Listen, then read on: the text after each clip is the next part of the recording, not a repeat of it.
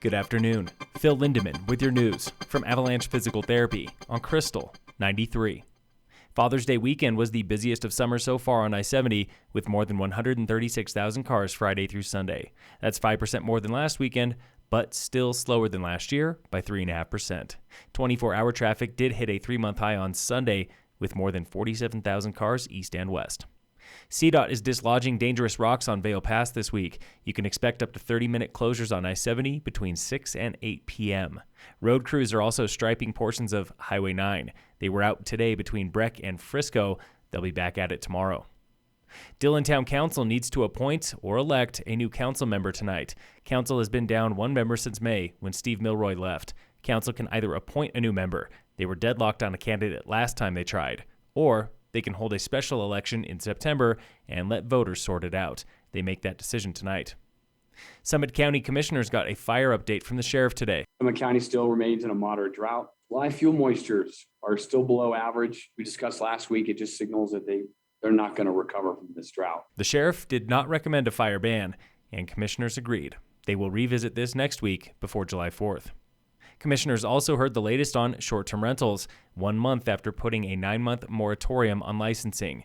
County Planner Jessica Potter reminding everyone why they're doing this thing. Maintain the housing stock that exists for locals, develop regulations that prioritize and preserve long-term rentals and locally owned housing units. Or, as commissioners put it, there's very little we can do to convert STRs back to workforce housing beyond what we're already doing in other ways. For me, the primary goal is to maintain housing stock.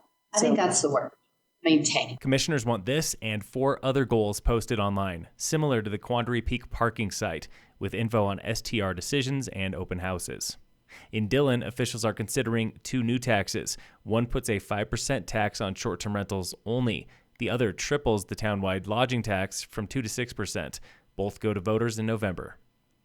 The local real estate market rebounded big last month after sales and prices tumbled by double digits in April. Average home price countywide was $1.5 million. That's 19% higher than last May. Average price for any property between Summit, Park, and Grand counties was $910,000, 27% higher. But even soaring prices cannot keep up with shrinking selection. Total sales are $54 million behind last year, when Summit nearly hit $1 billion in just 5 months.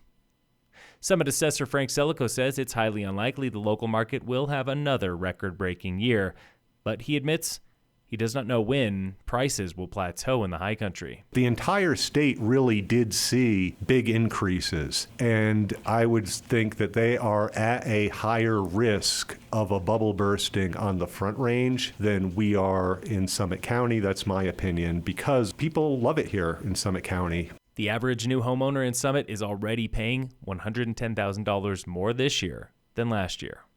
Local fire danger remains moderate today, with no fire restrictions here in Summit. In sports, the Rockies open a series with the Marlins today, and in local sports, brought to you by Red Mountain Autos at their new location on Airport Road. Tomorrow is Bike to Work or Wherever Day here in Summit. Every town has a pit stop with light breakfast, free tunes, and free gear. Pit stops open at 7:30 a.m. and close at 10:30. Also happening tomorrow is Race 2 of the Summit Mountain Challenge Town Series, with mountain bike racing through French Gulch out of the Wellington neighborhood. Get signed up at racebreck.com. Phil Lindeman with your news from Avalanche Physical Therapy on Krystal 93.